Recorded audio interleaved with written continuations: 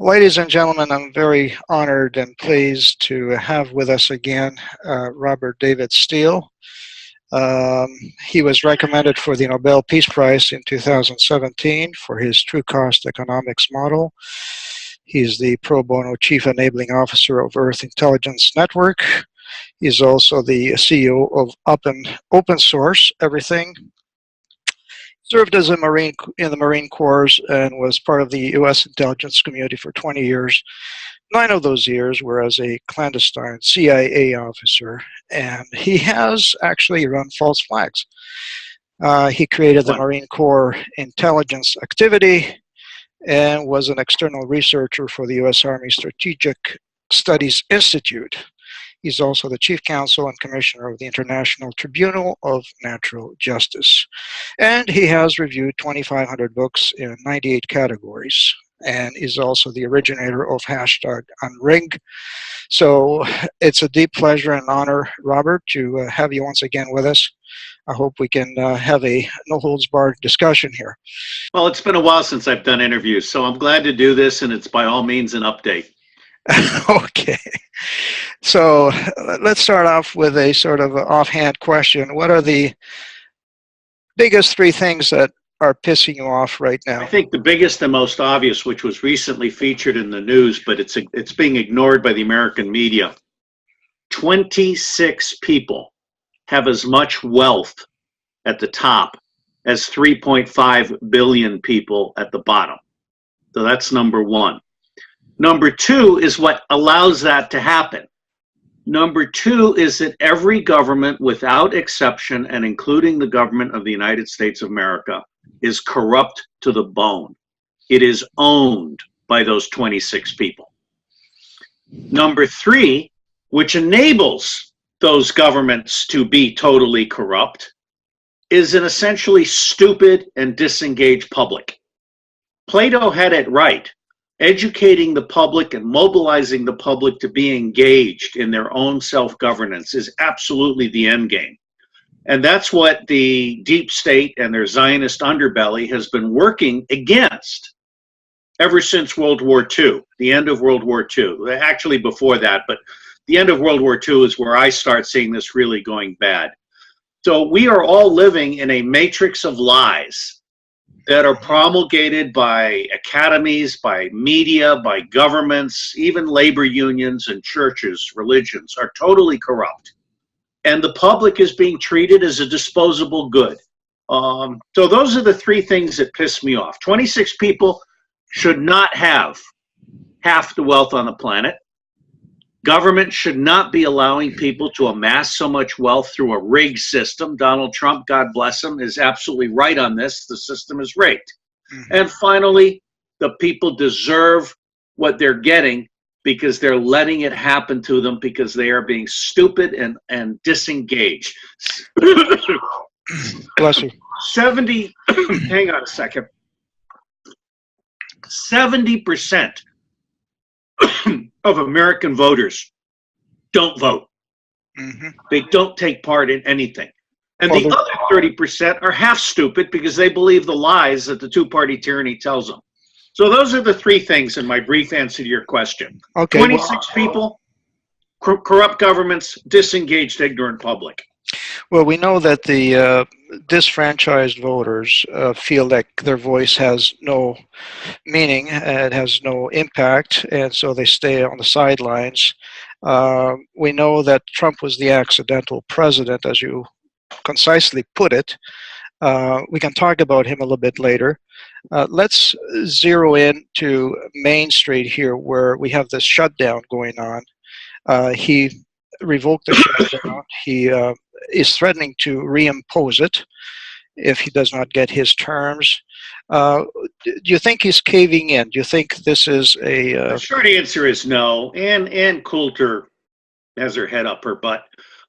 She doesn't understand what Donald Trump understands, which is the Super Bowl is February 4th, I think it is, or whenever. Anyway, the Super Bowl is a week away. And the president was starting to see the collateral damage that was happening with TSA and the air traffic controllers. I think it's a very wise strategic pause on his part.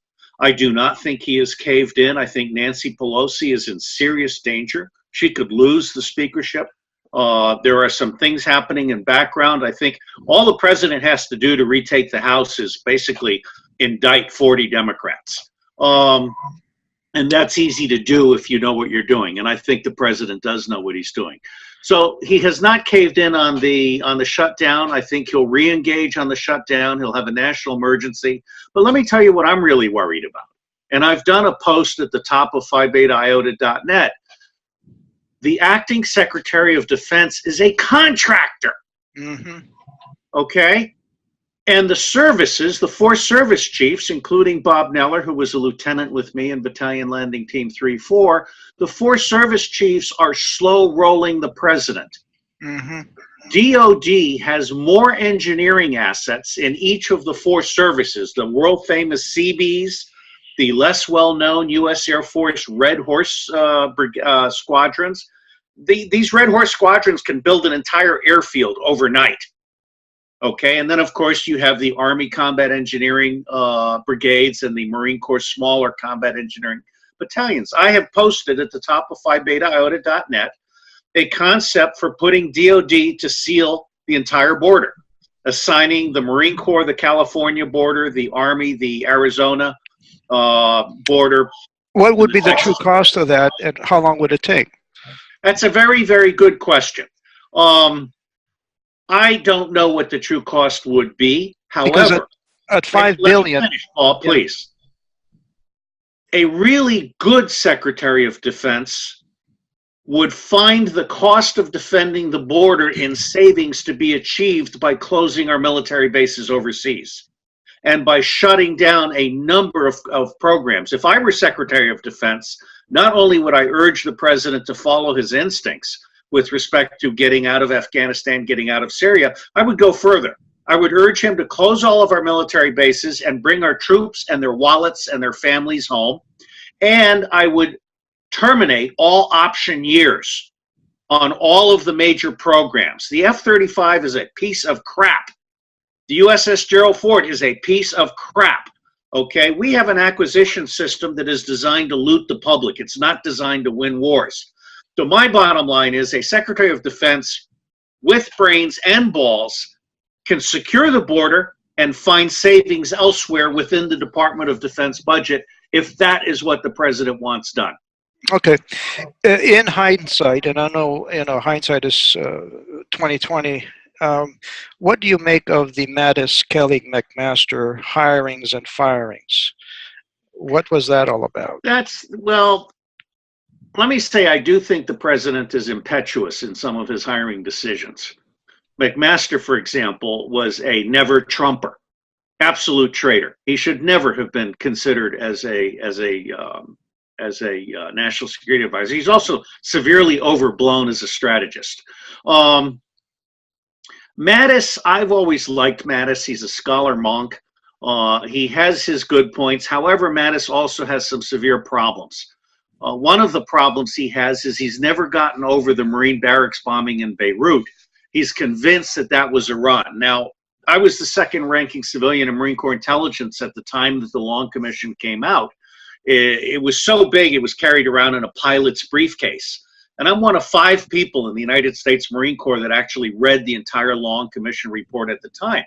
And I agree with Cap Weinberger and a couple of other people who have said there is nothing in the Long Commission that can in any way connect Iran to the Marine barracks bombing in Beirut. However, I'll go a step further, what others have not been willing to say. That barracks bombing occurred almost 1 month to the day after a single Marine following orders stopped a Zionist tank column from going outside of the established containment lines. I believe the Marine Beirut's barracks bombing, like the USS Liberty and like 9/11, was done by Zionist Israel in order to hurt the United States and also push the United States in the Middle East chaos.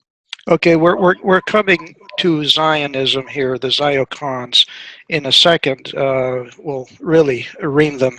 But here's the thing, we had the firings of Kelly, Mattis, McMaster, but then Trump turns around and he hires William Barr, okay, who is best friends with Mueller.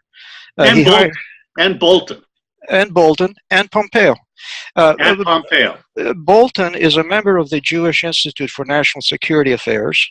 Well, I think Bolton is also an Israeli citizen.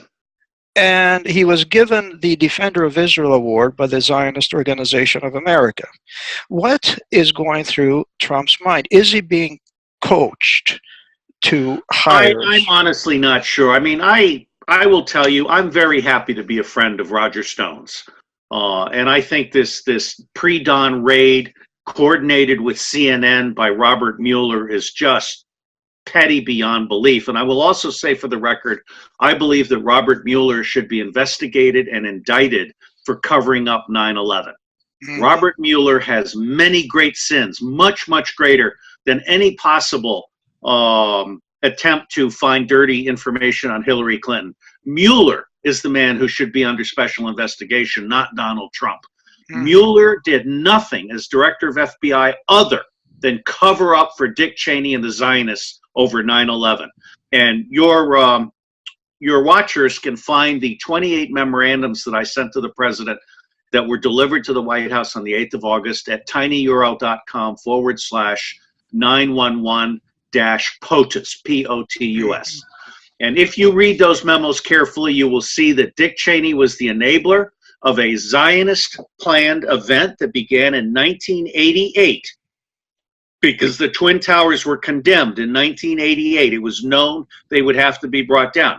Robert Mueller is director of the FBI. And by the way, he was director of the FBI because the preceding director of the FBI resigned rather than be a party to a 9/11 cover-up. Okay? So Mueller has some huge sins to answer for. And I believe the president knows what he's doing and will deal with Mueller at the appropriate time. Let me also make the point that nothing the president, his children, or anyone associated with the president did in talking to the Russians was illegal.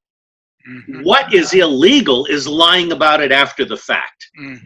And that is where I think my friend Roger Stone and others have had some issues. If I've learned one thing in life, it's once an investigation begins, either keep your mouth shut or tell the truth. And that's where I'm at on everything. Well, putting Trump in some kind of context here, we know him as the accidental president who stepped into the role very reluctantly, we could say. He wasn't at all acclimatized to the political maelstrom of DC, and he tried to make do with what he had. Well, he also heard, I mean, Chris Christie did his very best to actually create a transition, and Jared Kushner killed it. Now, Jared Kushner is another Zionist in the White House. And I was coming to that, yeah.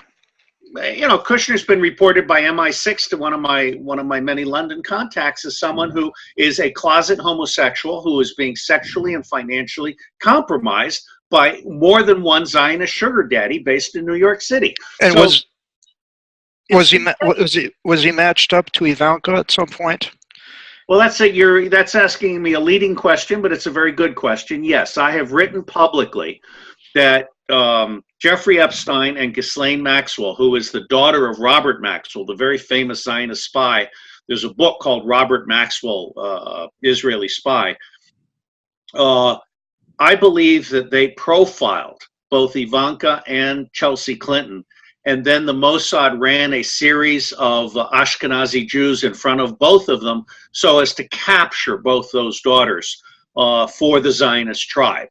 I think that Donald Trump and Ivanka Trump have been very naive about the manner in which the Zionists control all of this stuff. And there are, of course, stories about Trump having his own dependencies and obligations and even blackmail by the Zionists against him.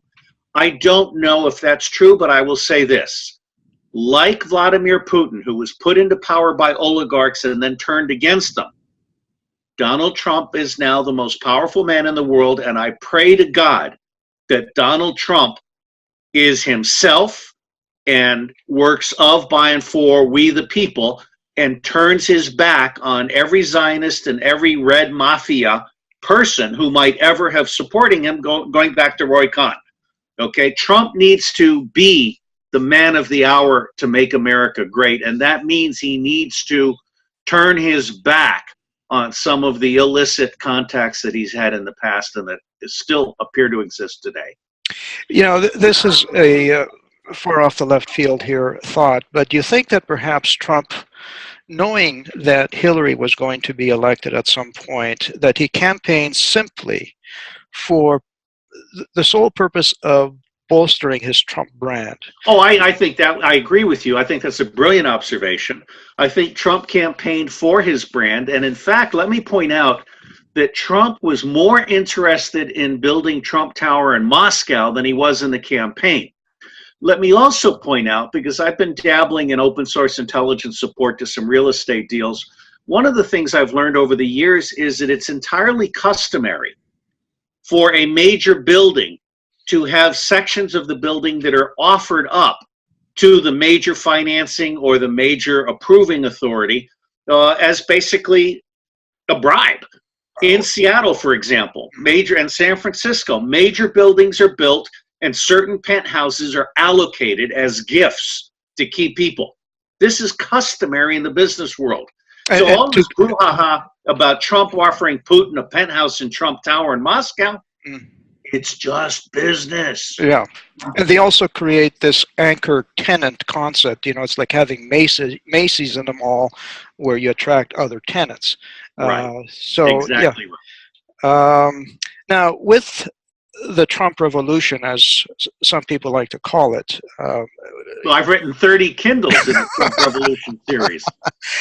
Given Nikki Haley's voting record in the United Nations, given the foreign policy that we have enacted on Syria and now on Iran, we're, you know, beating the drums of war on Iran. What do you think? Do you think that Trump, I think you alluded to the fact that he may have been somehow compromised and bought out by the Ziocons. Do you think that he has an agenda that he is supposed to follow, a Zionist agenda? The short answer for me is no. Candidate Trump was so totally on target during the campaign. When he talked about throwing the UN out of New York, leaving the North Atlantic Treaty Organization, getting us out of Syria and Afghanistan, I mean, the man's a genius, and he's absolutely right when he says we've spent $7 trillion in the Middle East and we have nothing to show for it. So I think Trump is on the right track. Now, obviously, you have the Zionists, you have the deep state, you have various parties trying to manipulate the president, to pressure the president, perhaps even to blackmail the president. The Senate and the House just passed some kind of law or resolution that says we're not allowed to leave the North Atlantic Treaty Organization. Well, if I were president, I would be talking to the American public, and I would be turning the American public against every member of Congress. I would have a national vote on leaving NATO. And then it would be it too, Nancy. The president has the bully pulpit. The president has the power to mobilize the public. And let me just say, I think his communications staff stinks. Absolutely. They are the most rotten bunch of losers I've ever seen. They don't have a way of communicating to the public. They don't have a coherent concept for communicating to the public. They don't have anything at all in the way of tools to mobilize the public, district by district. So the president ends up carrying the load all by himself. He desperately needs a proper communication staff. He needs a truth channel.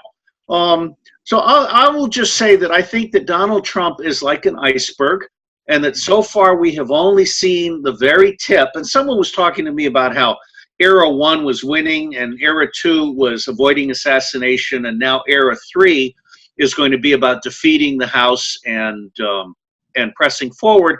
And then if he runs for re-election, and I think he needs to run for re-election. Oh, you do?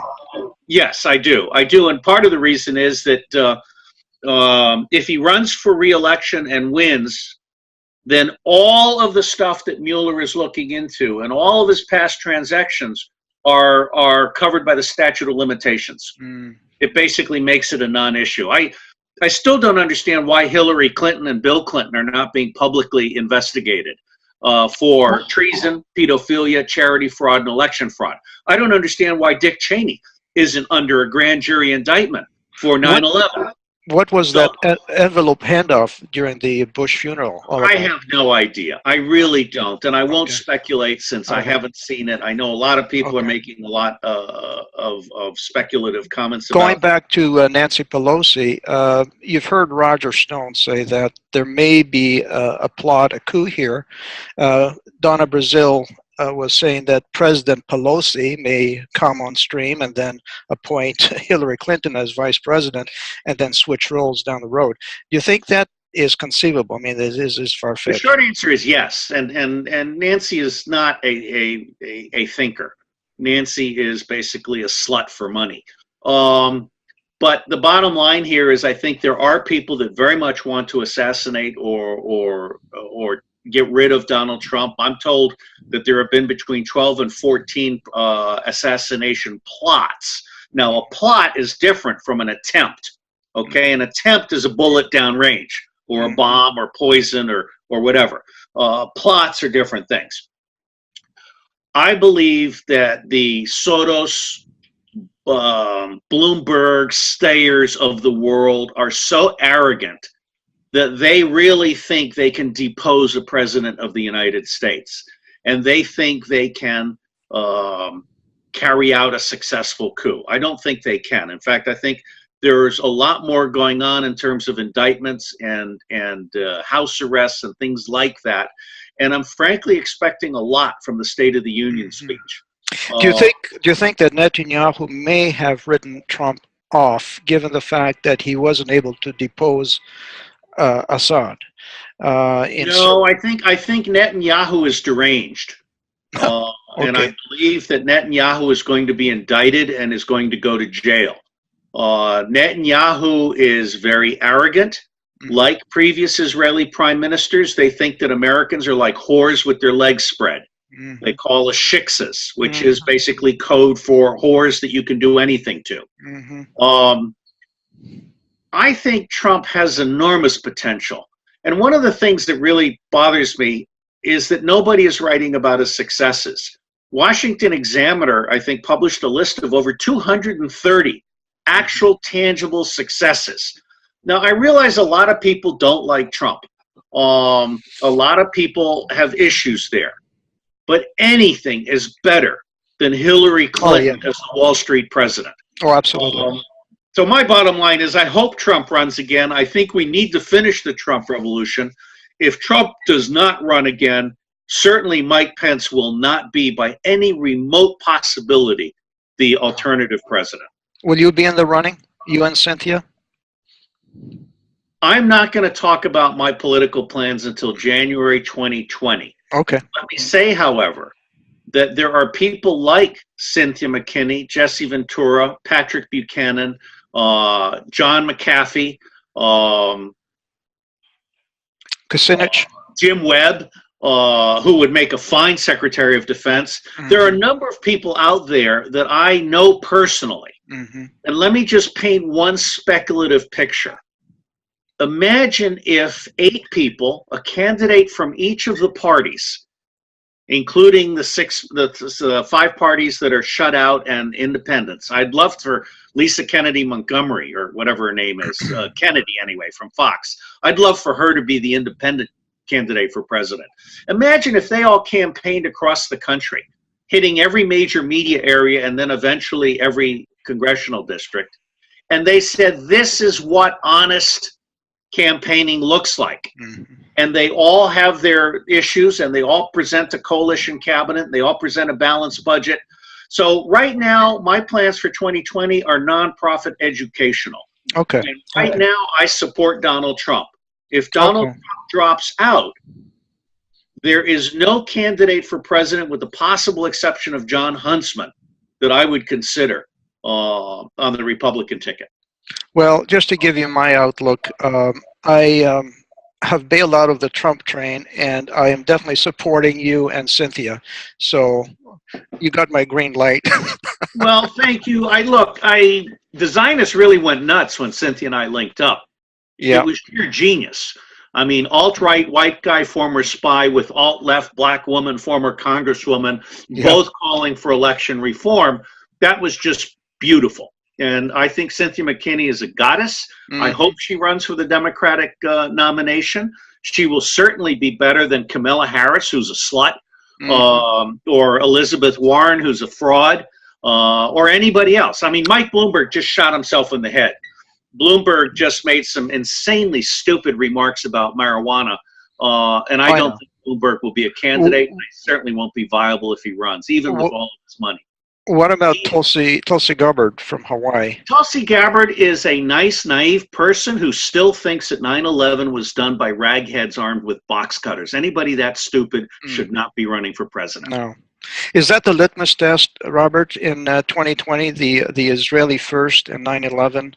Oh my God, that's a beautiful question. Let me say, I think the litmus test, and I've written, people can go to Phi Beta Iota and see the piece that I just wrote, or they can search for who's winning, Trump or Pelosi.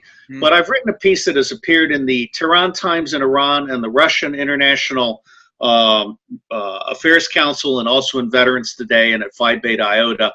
And it talks about what I think the three big issues are in 2020. Issue number one is election reform. And let me say on the record that H.R. 1 today is about election reform, and it's a fraud. Nancy Pelosi is trying to push an election reform act that federalizes and privatizes the drawing of congressional district lines. Think Diebold on steroids.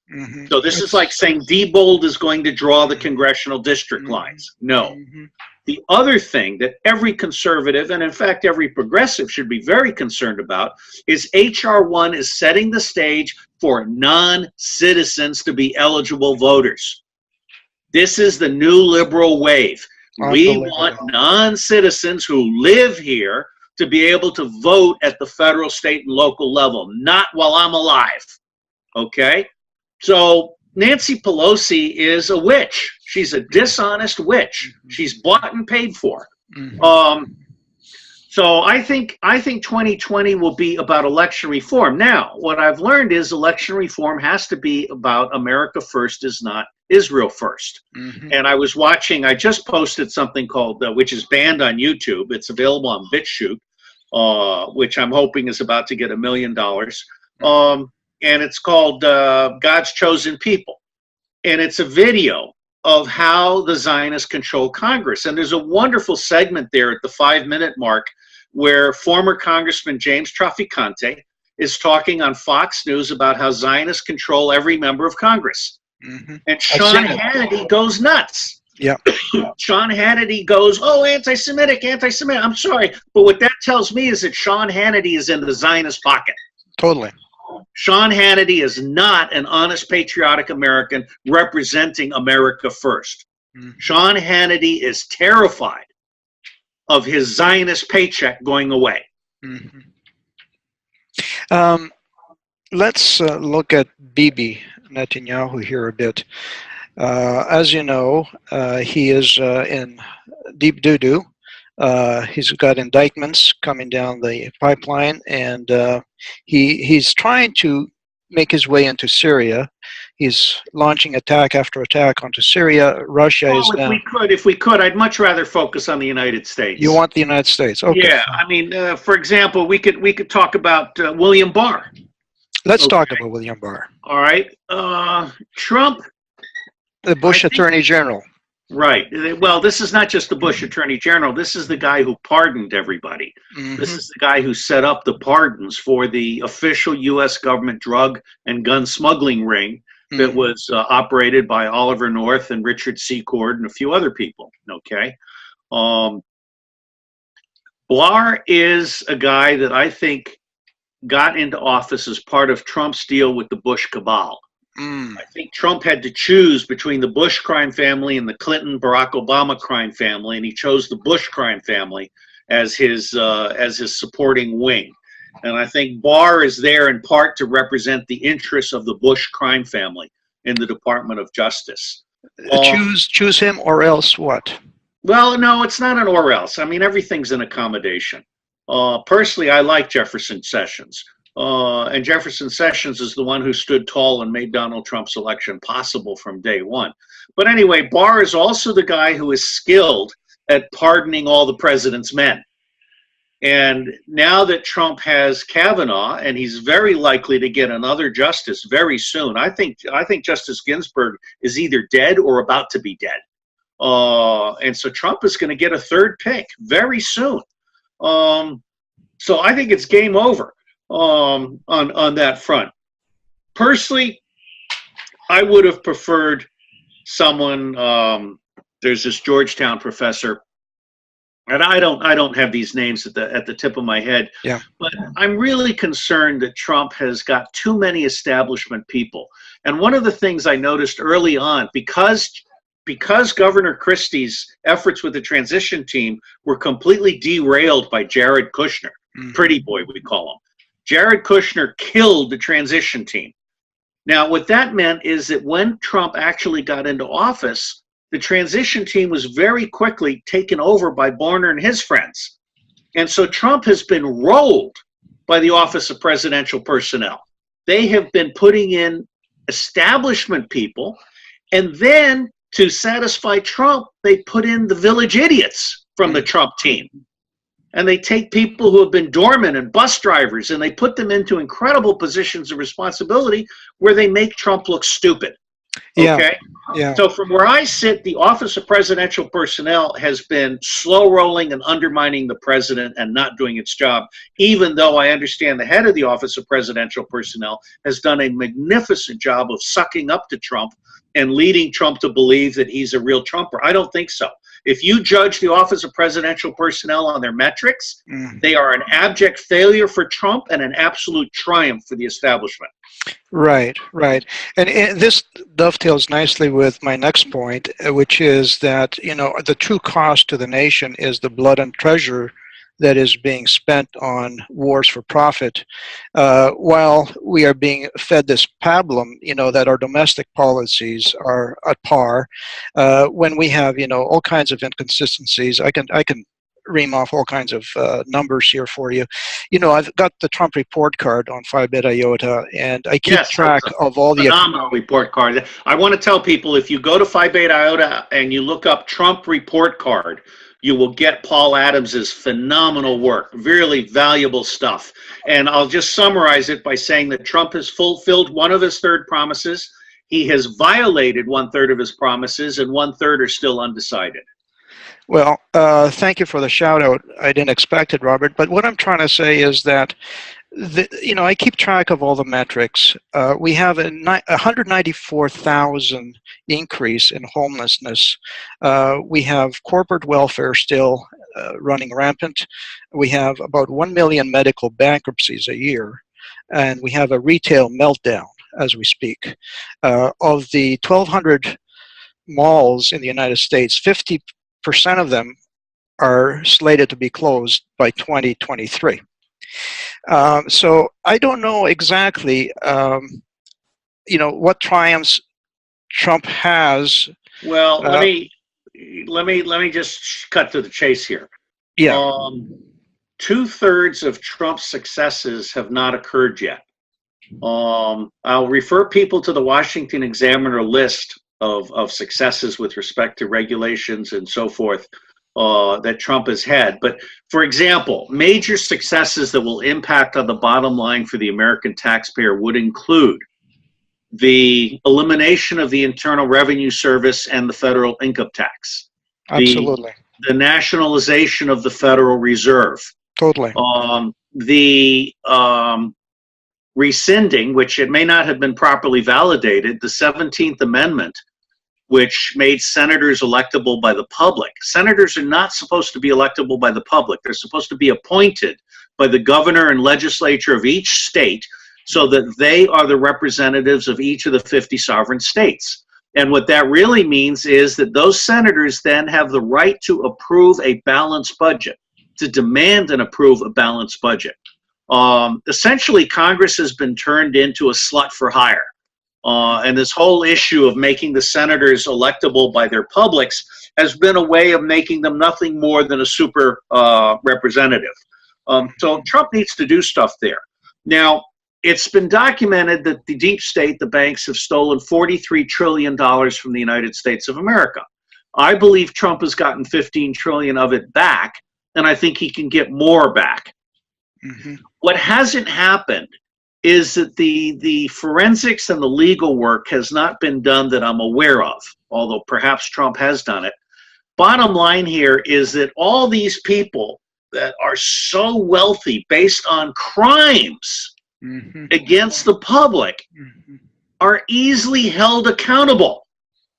So I'm telling you, do not underestimate the amount of ability that Trump or a future president can get back from the banks and put into the public good.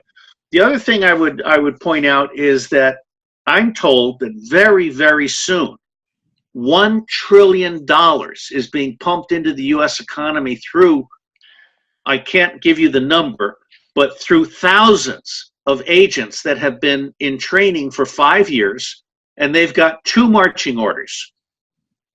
Only buy new stuff, don't rent, and 2, hire people with full pay and full benefits. And I think it's going to be a boom like nobody's ever seen before. Now, in holding those people accountable, this kind of segues into William Binney and the NSA and the... Yes, but let me also say I think we're going to see a gold-backed dollar in the very near future. So I guess I want to just end this by saying I think that Donald Trump has been fighting for his life up to this point. I think he has a shit staff. He ought to abolish the National Security Council. He ought to get a completely new communications staff. And he needs a strategy council. He needs an open source agency. He needs a Trump studio so that he can connect to 200 million people. And your listeners can find this at tinyurl.com/Trump Triumph. Right. That's my 4-page memo to the president that 4 million people have read. But evidently, he doesn't. He's being kept from doing some of this. Speaking of his going on, what did you want to talk about next? Well, speaking of his communications channels, have you seen that video of Schumer imploring people to build the wall, so we can keep the illegals out? That was a few years back. Trump has never used that. Never. I don't know, but let me just say I think Chuck Schumer's a traitor. I'm a son of New York. Right. I think Senator Schumer is an out-and-out traitor. He is an unregistered agent of a foreign power. He works for Israel. He does not work for the United States of America, and he certainly does not work for the good citizens of New York State. He should be fired, indicted, and expelled. Did you see that video I sent you of him pledging allegiance to Israel in a public meeting? No, but I believe you. I don't have time for videos. In fact, I don't have time for more than a paragraph per email. Right. But the bottom line here is Chuck Schumer, like Debbie Wasserman Schultz, is an agent of a foreign power who has betrayed the public interest his entire career. And this is why I think 2020 is going to be interesting. Because what I am seeing, I'm the first person to properly distinguish between Zionists and Jews. Zionism evil, Judaism good. And I'm doing it very effectively. And Haaretz in Israel agrees with me. Haaretz in Israel, the finest publication in Israel, is saying, is it time for all Jews to boycott Zionist Israel? Okay? So we're all on the same page here. Zionism is evil, treason, and Jews are good. And the power of Israel in the United States of America is based on bribery, blackmail, and lies. And so 2020 is going to use, I think the second big thing in 2020 is going to be 9/11 and expelling Zionists from the U.S. economy, the U.S. government, and U.S. society. If I were president and you work for the U.S. government, you only get to have one citizenship. Absolutely. U.S. citizenship. Absolutely. If you are a dual citizen, I am taking away your passport and sending you back to Israel. What would you do with AIPAC's influence? There's a documentary called The Lobby now that's out there by Al Jazeera, which really nails it. What would you do about this pledge by the states, First Israel, Israel First? Well, I have published your listeners. If they go to phi-beta-iota.net, they can find something. If they search for 30 Zion. They will find my list with links of 30 Zionist strikes going back to the USS Liberty and 9/11 and then coming forward. There are 23 states that make it impossible all right, 23, 25. There are 23, 25 states that demand that you swear a loyalty oath to Israel before you can have a state job or have a contract with the state. And by that, I mean you have to swear that you have never boycotted Israel and that you will never boycott Israel again. There are 90 people in Congress, at least, who have sponsored legislation that makes it a felony to criticize Israel. Right. And call for the boycott of Israel. This is insane. If I were president, every single one of those people, I would be going to every single one of their districts and every single one of their states and saying, do you people really want someone in Congress who represents Israel rather than the United States of America? So I would say to you, the second big thing in 2020 is going to be get thee out Zionism. Mm-hmm. And also, let's not forget, the Senate is trying to pass this position, which was created in 2004, by the way. Oh, yeah, the idiot ambassador, right. Look, the Zionists own the Department of State. Mike Pompeo may have been the #1 guy in his class at West Point, but he's been made a total fool of by both CIA and the Department of State. The Zionists own the Department of State, they own the Department of Commerce, they own the Department of Treasury, and they own the Department of Defense. And I love counterintelligence. In fact, in my last 20 years as the champion for open source intelligence, recovering spy that I am, I've learned that you need open source intelligence on one side and you need absolutely pervasive, ruthless counterintelligence on the other side. And the dirty little secret of our absolutely wasteful national security intelligence community, which is costing $100 billion a year, the dirty little secret is that the National Security Agency does not provide counterintelligence signals support to the FBI. They also don't provide signals intelligence to clandestine operations, development and monitoring, and authentication overseas. Right. So if I were president, all of that would be fixed. NSA would have an entire division supporting CIA, and it would have an entire division supporting FBI, or I'd burn their damn building to the ground. I love it. I love your, excuse the term, chutzpah. No, that's a horrible term. Let me just say I'm a toxic male and proud of it. But let's kind of theorize a little bit here under ideal circumstances. An ideal America, the utopia, you know, the shining city on the hill that Reagan used to talk about. Under an ideal representative republic, what would constitute a transparent, accountable government? How would you implement the most advanced, cutting-edge technologies to allow the people to have control? That's a complex question. Let me start by saying that secrecy has become pervasive in America. Mm-hmm. And not just secrecy in government, but secrecy in corporate life. There are so many fine print rules with Apple and everybody else where you're literally giving up all your rights. And I do have to give Apple a shout out because yesterday they fixed my battery problem with one software upgrade. That was a made in China product? What's that? Was it a made in China product? I don't know, but I'm very satisfied with my iPhone. No, look, an ideal country would be one in which we have an educated citizenry, in which every family is got one job that is sufficient to keep the entire family going.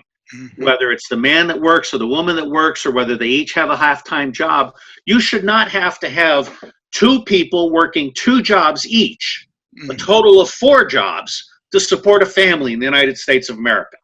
You should also not have 90% of the illegal aliens in the United States of America are here because we're not doing E-Verify. Mm-hmm. Okay? Mm-hmm. I would push E-Verify to 100%. Now, part of the problem with E-Verify is it's not ready for prime time. It's got too many false positives. Would you use biometrics also? The problem is that the Internal Revenue Service loves illegal aliens that pay taxes. Mm-hmm. So it's actually encouraging them. It's kind of like a, hey, you pay taxes and we'll cut you a break and nobody will come after you. And yet it turns out they don't pay taxes. They're getting $4.6 billion in entitlements and deductions and so forth. Okay. One aspect of this utopia that I'm envisioning anyway, and I think we've discussed this a little bit, is an accountable Senate, an accountable House of Representatives, an accountable Congress, where I, as a constituent, can give my opinion to my representative. Let's talk about that. The open source agency. My ideas have evolved, but CIA has fought me for 30 years on this, and they've been winning until recently. The open source agency would create a truth channel in which all information would be available to all citizens at all times. There would be no secret legislation. There would be no back office deals. And the citizens would be fully informed at the line item level. For example, one of the problems we have is that a congressman will put an earmark, and they still have earmarks. They'll put an earmark in to spend $5 million upgrading a report in Idaho so that a Learjet can land. And it turns out the congressman has been given a $50,000 bribe to put that $5 million into this little airport in Idaho so that a fat cat executive from New York can fly his Learjet in and not have to drive for 5 hours to get into this small place. So if you had total transparency with all legislative line items, that means that the citizens in that neighborhood could say, oh, thank you for the $5 million, but we're going to spend it in a different way. Okay? Or this is not something we want. No, an open source agency, which, by the way, Bill Binney, you mentioned him. I love Bill Binney. We have lunch every month. His Thin Thread is now a commercial product. The company's name is Pretty Good Privacy. They're based in the Netherlands. Bill Binney's based here in Maryland. Bill and I have agreed that Thin Thread and the open source agency are going to come together. And we're going to create, essentially, the ultimate transparency machine, but it's also the ultimate privacy machine. I want the U.S. Postal Service to offer free encrypted email to every U.S. citizen, as well as anyone who's resident here. I want to be able to give people tools for thinking so that they can pull in all the data they need and see and visualize everything and then make decisions at federal, state, and local levels. All of this is relatively easy to do, particularly if you go the open source route. And I don't mean open source encumbered by Microsoft or IBM or Google. I mean true open source. Richard Stallman is one of my heroes. And he and I are getting ready to have a conversation about this.